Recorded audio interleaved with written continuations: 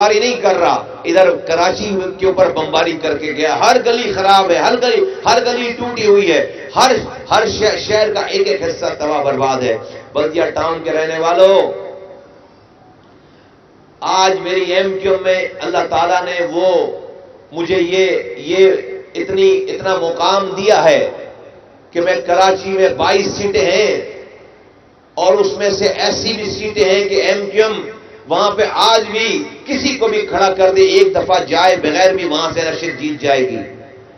میرے پاس آج یہ مقام ہے کہ میں کراچی کی کسی بھی جیتی ہوئی سیٹ کی ایم کیو ایم کی سیٹ کو جہاں پر انگلی رکھوں وہ سیٹ مجھے مل سکتی تھی. میں سارا شہر چھوڑ کر میں آپ کے اس بلدیہ ٹاؤن میں آیا ہوں، NH-242 میں. یہاں کی خوشحالی دیکھ کر نہیں، یہاں کی بدحالی دیکھ کر. میرے حساب سے شہری علاقوں میں پاکستان کا سب سے پسماندہ علاقہ ہے، جہاں پر ایسے علاقے ہیں جہاں پر 2 مہینوں کے بعد 1 گھنٹے کے لیے پانی آتا ہے. مجھے اللہ تعالیٰ نے بہت نوازا ہے، مجھ سے شہر بنوایا. یہ شہر دنیا کے 12 تیزی سے ترقی کرنے والے شہروں میں شامل ہوا. یہ شہر جب راتوں میں سوتا تھا تو میں اور میری ٹیم کے لوگ اس شہر میں راتوں میں کی قربانی دے کر اس شہر کی صبح کو بہتر کرتے تھے. آج یہاں پر پانی کا فقدان ہے. اللہ تعالیٰ نے میرے ہاتھوں سے ایم کیو ایم کے زمانے میں یہاں سے 60 لاکھ گیلن پانی کی لائن میں ہب ریزروائر سے وہ 38 کلومیٹر دور سے صرف بلدیہ ٹاؤن کے لیے 60 لاکھ گیلن پانی کی لائن ڈائریکٹ لے کر آئے. لیکن آج اس لائن کے اوپر 137 انلیگل کنیکشن ہے، چھلنی کر دیا اس لائن کو. اسی پانی کو چوری کر کے شہر والوں کو اور بلدیہ والوں کو بیچ رہے ہیں. تو مجھے اللہ تعالیٰ نے اس شہر کو میرے ہاتھوں سے بنوایا ہے، مجھے کام سکھایا ہے. تو میرا یہ گمان ہے کہ میں اس بلدیہ ٹاؤن کے رہنے والے لوگوں کے مسائل اگر سارے ختم نہیں کر سکا تو کم ضرور کر سکتا ہوں.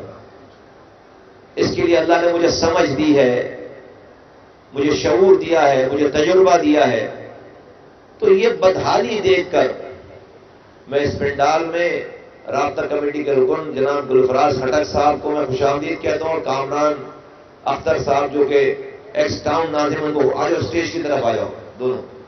آپ دونوں ان دونوں کو خوش آمدید کہتا ہوں. ہمارے ایکس ایم پی ہیں اور ٹاؤن ناظم ہیں ایکس کامران اختر بھائی، اور یہ گلفراز خٹک صاحب ہمارے رابطہ کمیٹی کے ممبر ہیں. تو اللہ تعالیٰ نے مجھے یہ کام سکھایا جس کی بنا پر میرا یہ گمان ہے کہ میں اس بلدیہ ٹاؤن کے لوگوں کی زندگیوں میں کوئی بہتری لا سکتا ہوں. نمبر 1. نمبر 2 یہ دوسری بات، میرے یہاں آنے کی دوسری وجہ یہ ہے کہ پاکستان کا یہ واحد علاقہ ہے جہاں پر ایک ہی حلقے میں ساری زبانیں بولنے والے رہتے ہیں. ورنہ کراچی کے دوسرے حلقوں میں کوئی علاقہ مہاجروں کا ہے، کئی پختون رہتے ہیں، کئی بلوچ رہتے ہیں، کئی سندھی رہتے ہیں. ایک ہی حلقے میں ساری زبانیں بولنے والے اتنی بڑی تعداد میں کہیں اور نہیں رہتے، وہ بلدیہ ٹاؤن NH-242 میں رہتے ہیں. تو میری دوسری وجہ یہاں آنے کی ہے کہ ایک ہی جگہ پہ اگر سارے پاکستان کے سب لوگوں کی خدمت کرنی ہے تو یہ والا علاقہ ہے، یہ بلدیہ ٹاؤن کا علاقہ ہے. تو آج یہ پاکستان کا بدحالی میں ماڈل علاقہ ہے. میرا یہ گمان، میرا یہ خواب، میری یہ کوشش ہوگی کہ پاکستان کا خوشحالی میں ماڈل علاقہ بنے، کہ خوشحال ترین علاقوں میں یہ ماڈل علاقہ انشاءاللہ تعالیٰ بنے 4 سالوں کے بعد، جب اللہ تعالیٰ ہمیں یہ رتبہ، یہ ذمہ داری دے، یہ کام دے. انشاءاللہ تعالیٰ جب اس کام کا اختتام ہو رہا ہو تو خوشحالی میں یہ علاقہ پاکستان کے لیے ماڈل علاقہ ہو، اور جہاں پر سارے پاکستانیوں کی ایک ہی جگہ پہ خدمت ہو رہی ہو. میں آپ کے اس اتحاد کی حمایت پہ شکر گزار ہوں، میں آپ کی اس حمایت پہ شکر گزار ہوں، چاچی اتحاد کے اس حمایت پہ شکر گزار ہوں، اور میں آپ کے سربراہ کا شکر گزار ہوں، طارق بھائی کا شکر گزار ہوں، اور آپ کے سارے احباب کا شکر گزار ہوں. اور ہم نے صرف یہ مجمع کر کے، یہ اجلاس کر کے ہمیں بری الذمہ نہیں ہو جانا ہے. میری آپ سے گزارش ہے، ہم اس الیکشن کیمپین میں بھی اور انشاءاللہ تعالی جیتنے کے بعد اس علاقے کو بنانے میں بھی آپ کا اسی طریقے سے ساتھ چاہیے ہوگا. ایک ایک گلی میں ہم سب یہاں پر صرف ایک ایم این اے اور 2 ایم پی اے نہیں بنیں گے, ہم سب ایم این اے اور ایم پی اے بنیں گے. ہم اپنی گلیوں کے M N A M P ہوں گے. آپ کی جو مشاورت ہوگی, آپ کی جو اونرشپ ہوگی, آپ کا جو علاقے کا جو آپ بہتر سمجھتے ہوں گے کوئی اور اس ساری چیزوں کو رکھ کر مشاورت کے ساتھ ہم ان علاقوں کو ترجیحی بنیادوں پر اس کو انشاءاللہ تعالی ریویمپ کریں گے. تو اس کو ہم نے کرنا ہے, لیکن الیکشن سے پہلے تک کی ہمیں بہت ذمہ داری لینی پڑے گی تاکہ دشمن جو ہے وہ ہماری کسی بھی غفلت کا فائدہ نہ اٹھائے. میرے بزرگوں, نوجوانوں, یہ دنیا جنت نہیں ہے, امتحان کی جگہ ہے. یہاں پر پانی چوری کرنے والے کا بھی امتحان ہے اور جس کا پانی چوری ہو رہا ہے اس کا بھی امتحان ہے. پانی چوری کرنے والے کا امتحان یہ ہے کہ اللہ تعالیٰ نے اس کو رتبہ, طاقت, پیسہ, حکومت دی ہے. اس حکومت, اس رتبے, اس طاقت سے لوگوں کو پیاسوں کو پانی پلاتا, نہ کہ لوگوں کو پیاسا کر رہا ہے, لوگوں کو پانی چھین رہا ہے اور اپنے پیٹ میں آگ بھر رہا ہے. اس کا بھی امتحان ہے, حساب دینا پڑے گا. اور جس کا پانی چوری کر رہا ہے اس کو بھی مرنے کے بعد حساب دینا پڑے گا کہ جب تجھ پر یہ ظلم ہو رہا تھا تو تو نے رب کو بڑا مان کر کے ظلم پر کے خلاف کوئی جدوجہد کی, کوئی کوشش کی, اس ظلم کے خلاف کھڑا ہوا. تو خاموشی سے گٹر ملا پانی پی کر مر کے چلا آیا. دیکھ پیچھے تیری خاموشی سے مر کے آنے کی وجہ سے تیرے بچوں پر یہ ظلم اور بڑھ گیا.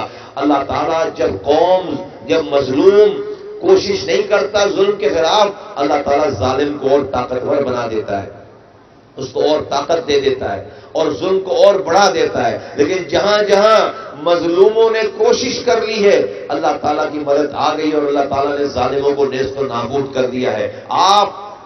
ہم سب جانتے ہیں کہ میرے رب کے لیے اس شہر کے, اس ملک, اس دنیا کے ظالموں کو مارنا کوئی مسئلہ نہیں ہے. یہ سارے پانی چوری کرنے والے, یہ سارے حرام کھانے والے, یہ سارے دواؤں کو بیچ کر پیسے کمانے والے, یہ ساری لینڈ گریبنگ کرنے والے, یہ لوگوں سے رشوت لینے والے, یہ کیا اللہ ان سب کو ایک دن میں مار نہیں سکتا؟ مار سکتا ہے. رات میں سوئے صبح آنکھ نہ کھلے, لیکن نہیں مار رہا. اور میں ایک گنہگار, ایک طالب علم کی حیثیت سے سمجھتا ہوں کہ اللہ اس لیے نہیں مار رہا کہ مظلوم اور جس پر ظلم ہو رہا ہے وہ آرام سے اپنے بچوں کو گٹر ملا پانی پلا کر چین کی نیند سو رہا ہے, آرام سے. 3 کروڑ کی آبادی ہے, 1% لوگ 3 لاکھ لوگ بنتے ہیں. آج کوئی روڈ پر اپنے بچوں کو لے کر آ کے 3 لاکھ لوگ کھڑے ہو جائیں.